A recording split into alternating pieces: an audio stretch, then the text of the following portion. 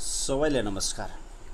यति बेला बर्दिया राष्ट्रिय निकुञ्जमा जति बेला पनि जङ्गली हात्तीहरू हेर्न पाइन्छ।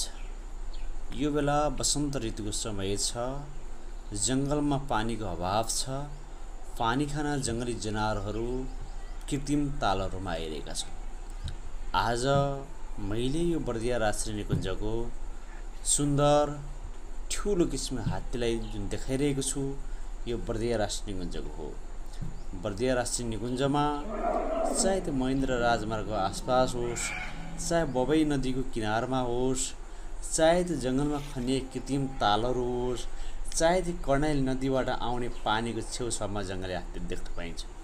आउनुहोस् तपाईँ हामी पनि हेरौँ, बर्दिया राष्ट्रिय निकुञ्जलाई अवलोकन गरौँ र सुन्दर हात्तीहरूलाई, सुन्दर जङ्गली जनावरलाई हेरेर आनन्द लियौँ, सुगन्ध लियौँ। धन्यवाद।